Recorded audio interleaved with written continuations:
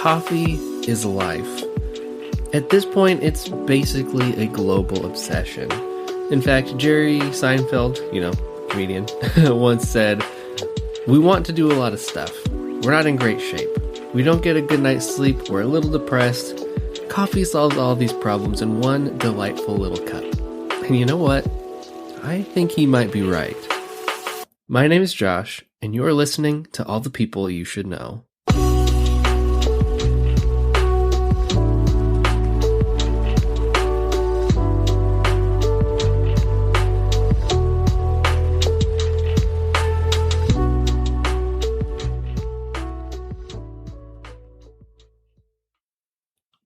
Hey everybody, thank you so much for listening. I seriously appreciate all of you so much.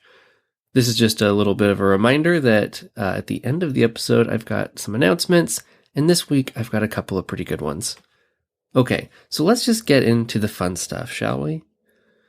Trying to accurately summarize how important coffee is a very difficult task. I mean, listen to some of these statistics.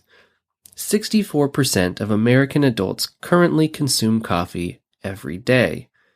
The average amount among those adults is about 3 cups. Americans drink about 400 million cups of coffee every day. That amounts to about 146 billion cups of coffee per year. About 110 to 120 million bags of coffee are produced in the world every year, and according to a survey conducted by Huffington Post, over half of all Americans would rather get their morning coffee rather than their morning shower. Now, I would rather have both, but I guess if I had to choose one, I'm going to go morning shower. I mean, I'm pretty much addicted to coffee, but I don't know. I also really like a morning shower. And none of this is a judgment, by the way. Without coffee, this show wouldn't exist, so don't get the idea that I'm like coffee shaming people. There's really is like a thin strand of humanity that keeps me from snorting any random coffee bean that I find. And what's even worse is I don't even get that much of a kick off of caffeine. I mean, sometimes I really wish that I did. I actually will brew coffee sometimes at like midnight or 1 a.m. when I'm trying to stay up and do homework. And sadly, it really doesn't do much to keep me awake. I actually get much more of a jolt from doing some push-ups or something. Now, as an Oregonian, there are 2 things that I am basically mandated by law to know quite a bit about, and that is craft beans and craft brews. I don't drink, so my knowledge of craft brews is basically none, but my knowledge of craft beans is pretty solid. If you want the official All the People You Should Know recommendation, then you've got to go with Stumptown.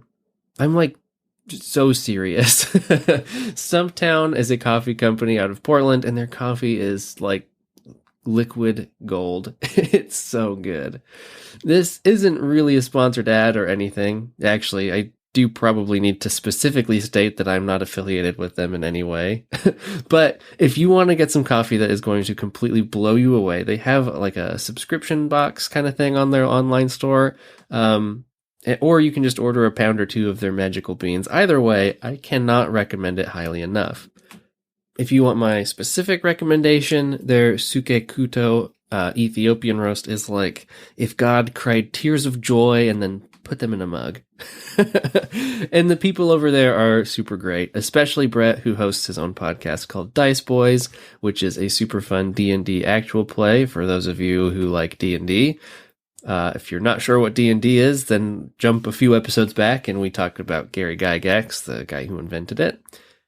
I know this sounds like an ad, but let me just reiterate, Stumptown is not paying me, and they are not legally bound to me, nor I to them in any way. They just really, really make good coffee.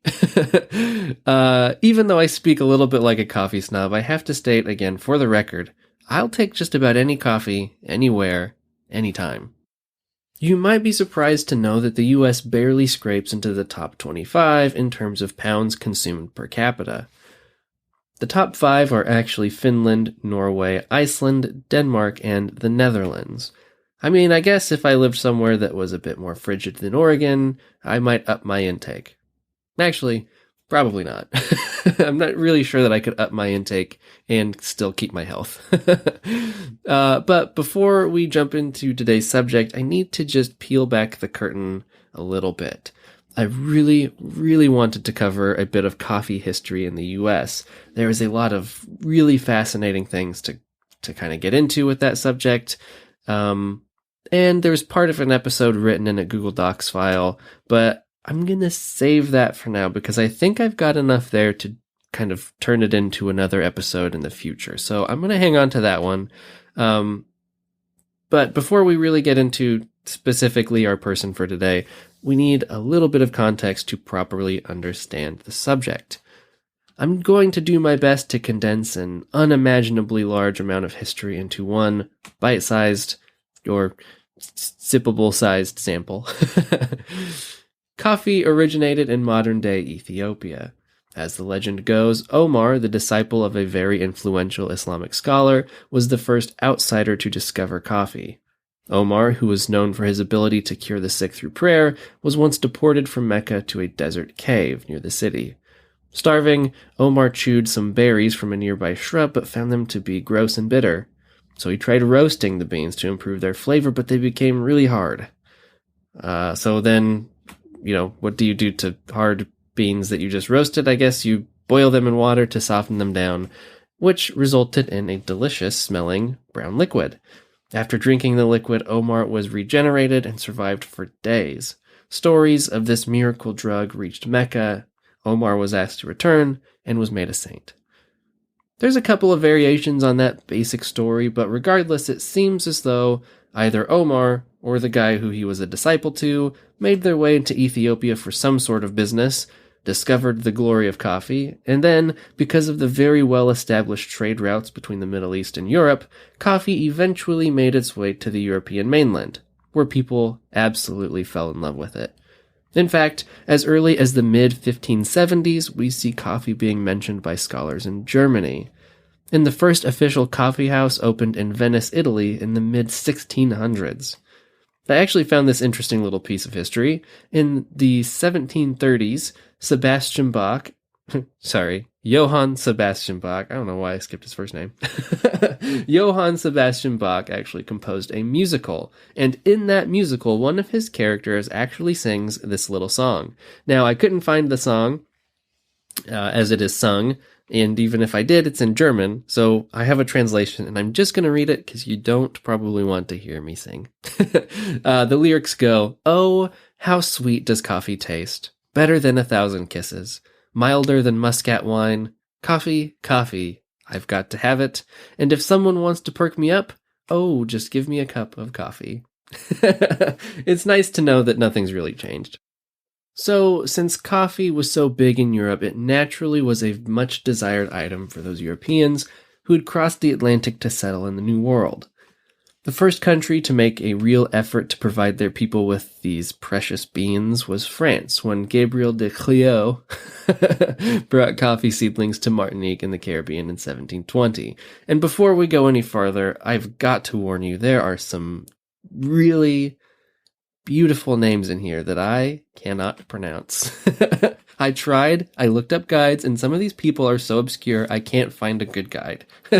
So, I'm sorry to France, I'm sorry to Portugal, I'm doing my best. So, his sprouts flourished, and 50 years later there were about 19,000 coffee trees in Martinique, enabling the spread of coffee cultivation to modern-day Haiti, Mexico, and the Caribbean islands. Eventually, that first crop grew into tens of thousands more plants, and the Central American region would be producing over half the world's coffee by the late 1780s. Now, for a moment, imagine that you're the ruler of a kingdom that isn't France during this time. You would probably look at what they are doing and realize that you're missing out on a huge market. Maybe if you could just nudge your way into the coffee market, you might get to at least attempt to keep the playing field level. And that's exactly what the King of Portugal began to think. Finding solid information on this story was extremely difficult. But it appears that after failing to secure some coffee sprouts of his own, King Joseph got a bit creative. He found himself a respectable young lieutenant who was living in Central America and gave him a very curious job. But before I officially introduce you to today's subject, we need to take just a bit of a break for a couple ads. For ad-free episodes, head over to patreon.com/allthepeoplepod and subscribe. Not only does that money help me out a ton, but you'll get access to ad-free episodes, some extra bonus stuff here and there. And I know that ads suck, but I'm slowly taking steps to make this show actually a professional endeavor, and that means that I've got to pay some bills.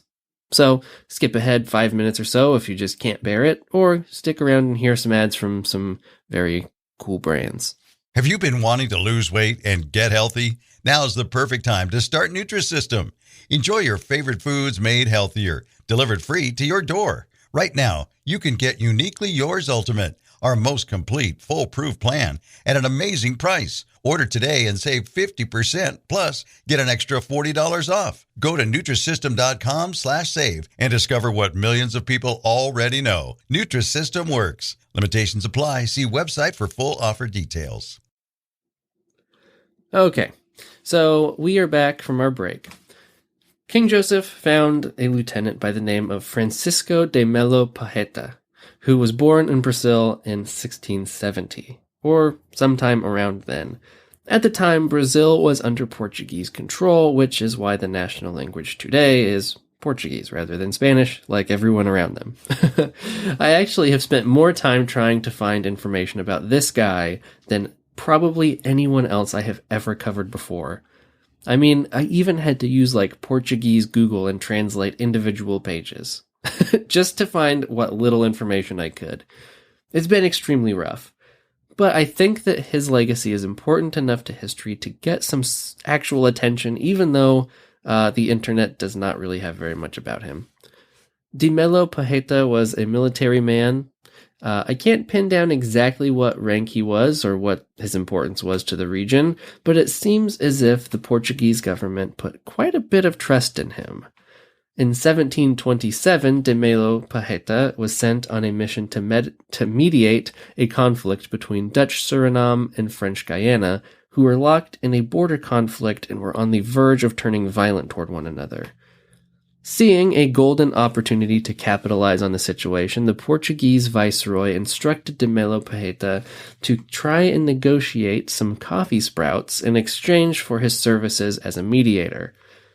While he was able to successfully settle the dispute between the Dutch and the French, he failed to convince Governor Claude Guillet d'Auvet of French Guyana, and honestly, guys, that was not right. There's no way I pronounced that right, but you know what? It was probably close.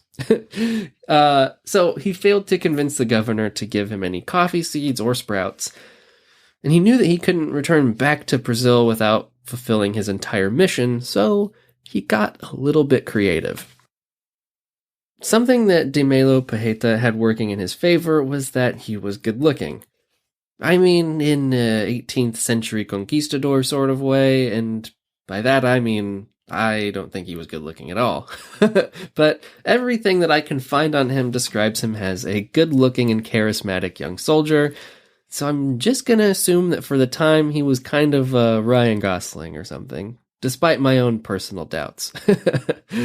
He's, for me, I think it's the pointy beard and the very cruel looking wrinkly eyes. The conquistador look. I could only find one actually good portrait of him. The other images that I could find of him looked like they were from some kind of etching or something from a notebook. I don't know. It was kind of weird. He's got one painting of him that I could find, and then a handful of little doodle looking things. And all of them, he has a pointy mustache and a pointy beard and eyes that just say I'll beat you into loving Jesus, which is, generally not attractive. So, like I said, he failed to procure coffee seedlings through diplomatic means, and he had to get a little bit creative. De Melo Pajeta decided to seek out the governor's wife, Marie, and he used his Brazilian charm and dashing looks to woo her and sweep her off her feet. Honestly, to what degree seems to be a matter of debate. Some accounts say that he merely negotiated behind the back of her stick-in-the-mud husband and got her to agree to send some coffee sprouts over, while other accounts suggest that he kind of swept her up in a whirlwind romance and they had a secret affair. And I'm going to let you decide exactly what kind of relationship they had. Use your imagination. I mean, definitely the better story is that they had some kind of secret romance. And that kind of seems to be the implication from most of the accounts that I could find, but I'm not really sure how I feel about it, honestly. It would make a great, TV series or something, but it seems just a little too juicy to be true. And it would have been super risky.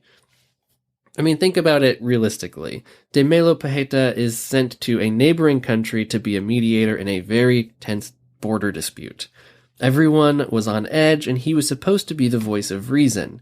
It seems like he would be taking a gigantic risk by messing around and pissing off the wrong people. But who really knows? Maybe he was just so charming that he had a secret love affair with the governor's wife behind enemy lines and somehow got away with it. But honestly, I have my reservations about that theory.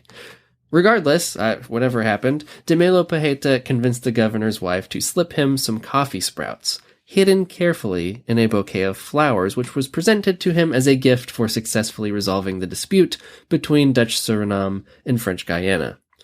He carried those sprouts back to Brazil, planted them, and changed the world forever. Now, maybe that might seem hyperbolic at first, but the explosion of the Brazilian coffee industry has had extremely far-reaching and important impacts on the world. It's actually really, really crazy.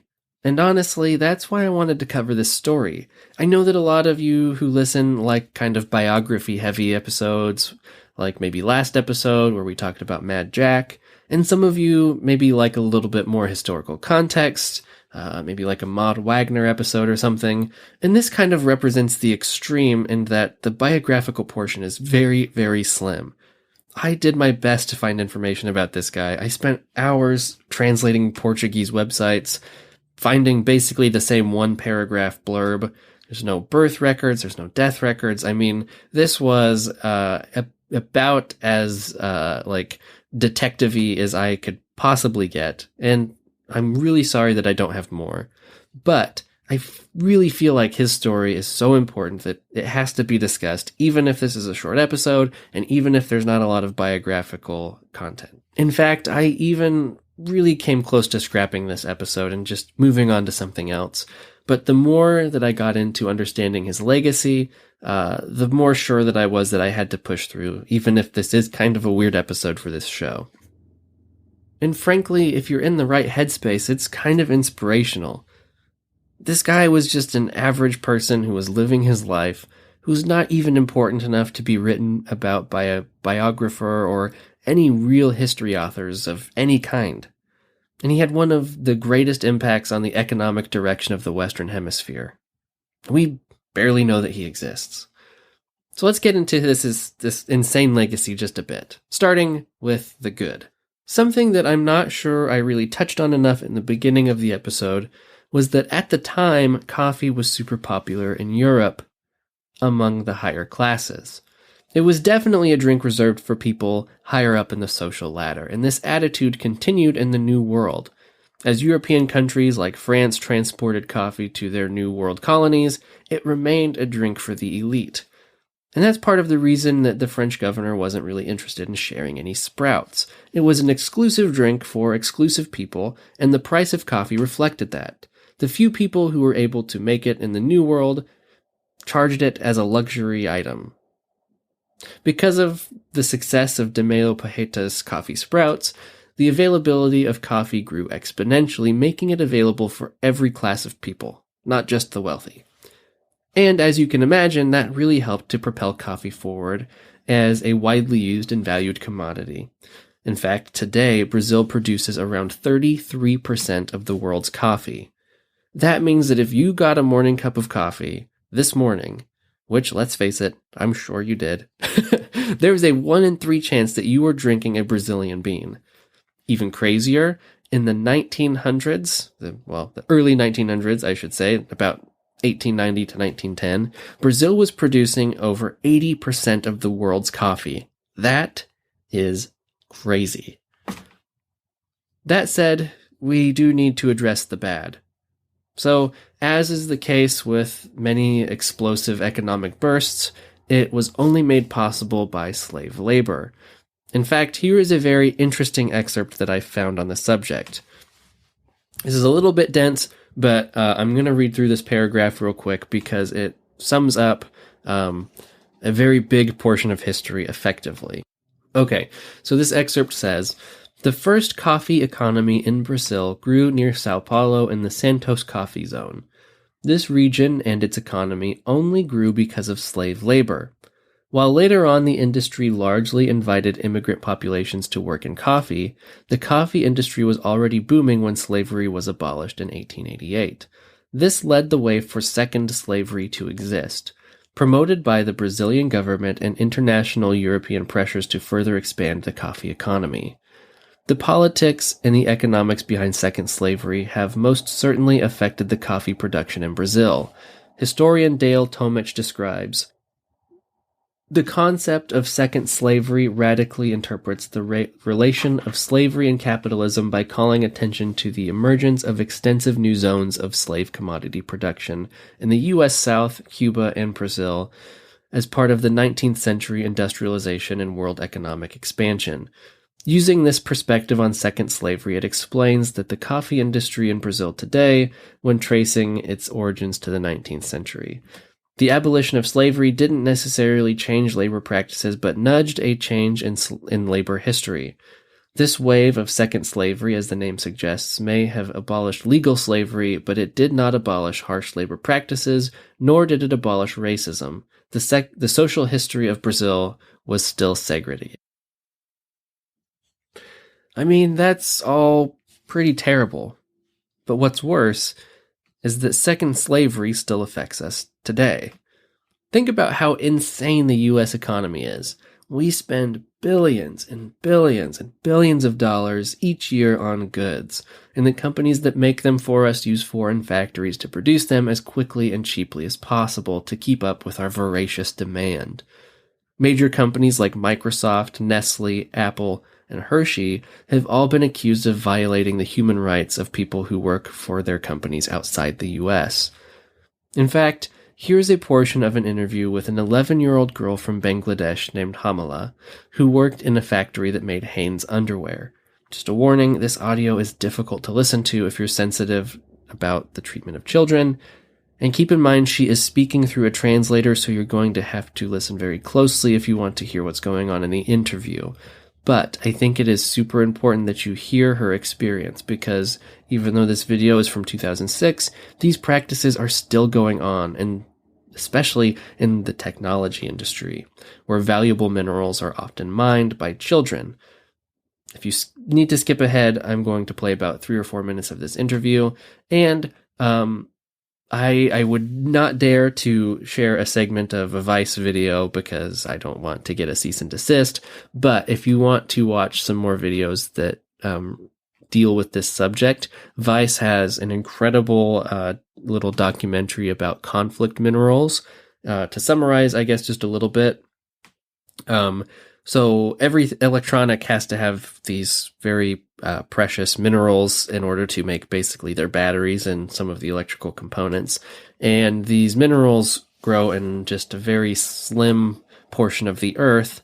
And generally they grow in countries that do not have great labor standards. And the companies here in the US that employ people to get those minerals for them often also don't have great labor standards or really the capability to check up to make sure that these labor standards are being followed. So what ends up happening is in certain areas, gangs form to take control of the mines and kids work the mines, and it is a heavy subject. And the saddest thing is that this all is to feed our appetite for consumerism. I don't know. And it's so much like the Brazilian coffee industry explosion after Dimeo Pajeta brought back his beans, because there was this huge explosion in availability and demand, and to keep up, they just had to use the cheapest and fastest way, cheapest and fastest labor possible, which almost always is a violation of somebody's innate human rights. So I didn't mean to derail quite that much, but I did mention the technology industry there in that a couple sentences ago. So again, if you need to skip ahead, I'm going to play about 3 or 4 minutes of this interview. And remember, she's speaking through a translator. And don't watch the video probably, because the more so than the troubling things that she says, the look in her eyes is just quite depressing. So anyways, here's a little bit of audio. I'm going to put it in right now. How old is she? তোমার বয়স কত? 11 I'm 11 years old. How much does she earn? What's her wages? তুমি মাসে কত বেতন পাও? 930 930 টাকা। And do the supervisors ever yell at the helpers or yell at the young workers? সুপারভাইজাররা কি তোমাদেরকে বকাঝকা বা গালমন্দ করে? একদিন না গেলে পরের দিন গেলে মারে বকা দেয়। If I remain absent one day, the following day they will beat and they will shout at us. খারাপ আচরণ করে, কি খারাপ কি? কাজে একটু ভুল হলে খারাপ হলে মারে বকা দেয়। If we make any mistake, they beat us, they scold us. What exactly do they do? What do they say? What do they yell? And do they actually slap them or what? সুপারভাইজাররা আমাদেরকে দেখাও, সুপারভাইজাররা কিভাবে মারে বা কিভাবে বকা দেয়, মানে যে মারে এটা আস্তে নাকি জোরে, আমাদেরকে দেখাতে পারো? থাপ্পড় দেয়। জোরে না আস্তে? জোরে। জোরে। So this is slap and it's strongly. In the কোথায় face? কোথায় দেখা কোথায় মারে? গালে। দেখাও না একটু ভালো করে দেখাও। গালে মেথা। জোরে। And how many pieces does she have to do? Like what's her quota, her তোমার target? টার্গেট কত একদিনে? মনে করো সকালে গেলে 8টার সময়, রাত টার্গেট কত তোমার? কত পিস ইয়ে করতে কাটতে হয়? সুতো দিয়ে কাটে দেয়। 150 piece an hour. 150 pieces an hour. 150. When she doesn't make the quota, what happens? যদি মনে করো তুমি টার্গেট দিতে পারলে না, টার্গেট দিতে পারলে না, তাহলে কি হয়? বকা দেয়। They shout at us, মারে বকা they দেয়। beat us. And is that common? People are beaten every day, or is it very rare? যদি এটা কি ফ্যাক্টরিতে সুপারভাইজাররা মারে, এটা কি ডেলি হয়, প্রতিদিন হয় নাকি? প্রতিদিন। প্রতিদিন daily. Happens every day. Are they allowed to use the bathrooms whenever they need to? মনে করো তোমরা যদি টয়লেটে যেতে যাও, বাথরুম আছে না, টয়লেট যখন ইচ্ছা তখন যাওয়া যায় নাকি? কি করতে হয় বাথরুমে যেতে হলে? কি করতে হয়? যখন ইচ্ছে তখন যাওয়া যায় না। We cannot go when we want to. Do they have to like get permission, raise their hand? যদি কি বাথরুমে যেতে হয় তাহলে পাস বা কোনো পারমিশন নিতে হয়? কাট না হলে card. So we need to take a card. How many times can they go during the day? একদিনে কয়বার টয়লেটে যেতে পারো? মনে করো একদিনে কয়বার যেতে পারো maximum?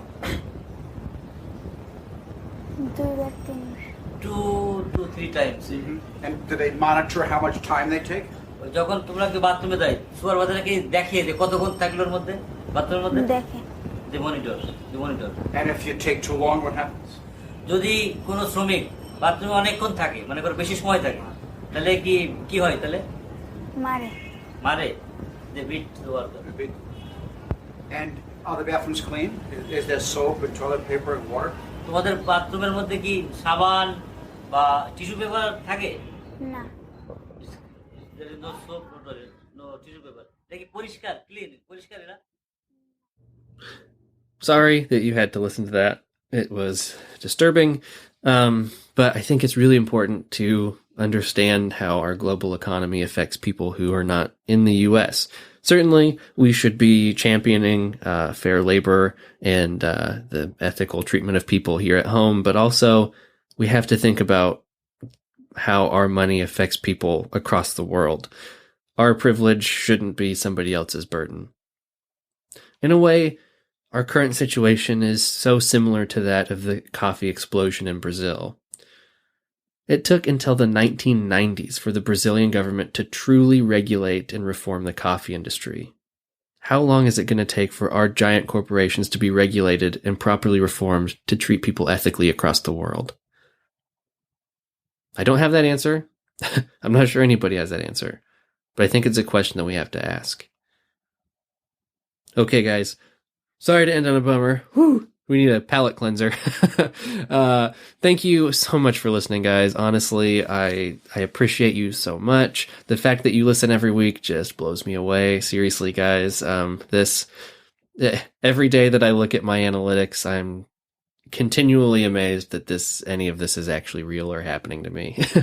So, things you can do to help the show out: tell your friends, share the episode on social media. I don't know, all the things. I'm bad at the business portion of this.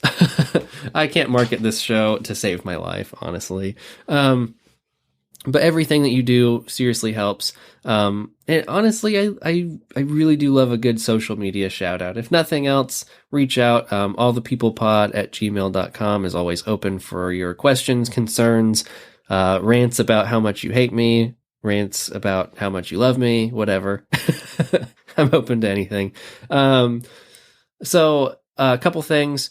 The website, allthepeoplepod.com, is going to look a little bit different. I'm going to try my best to add transcripts of episodes going forward on a blog. That way, if you can't listen, or even if you do listen, but maybe you want to pull a quote or something, you can just go over there and copy paste.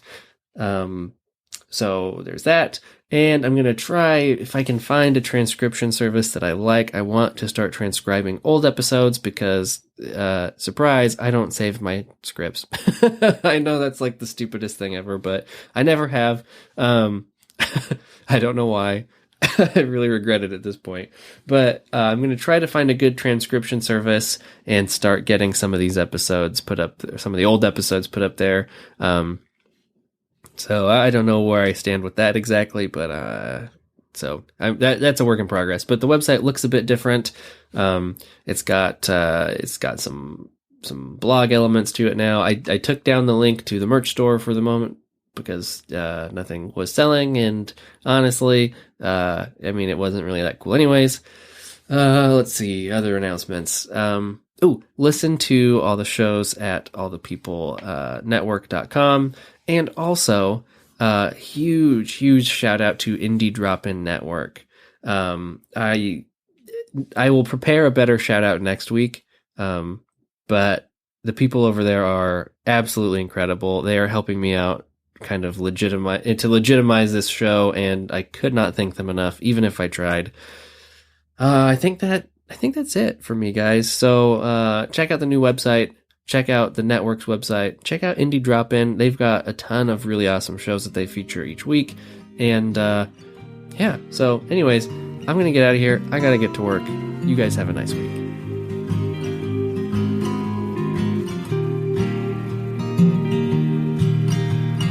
For now, it's fine. Waste of our time out where the stars forget to shine. Cityscapes askew, stuck inside at noon, out where the stars forget to shine.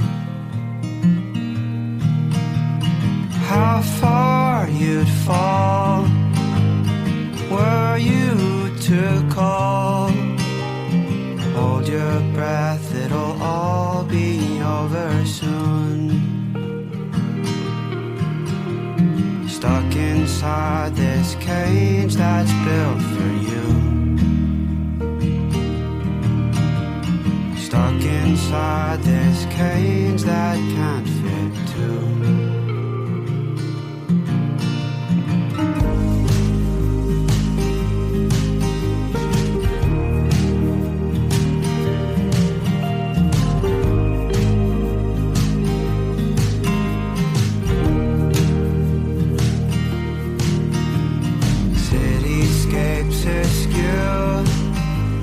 Stuck inside at noon, out where the stars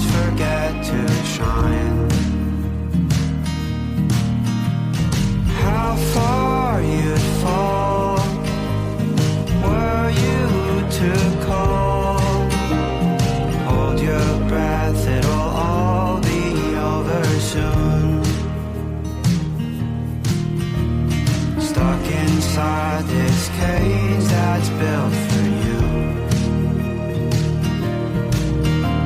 Stuck inside this cage that can't fit too. For now it's fine, waste of our time, out where the stars forget to shine.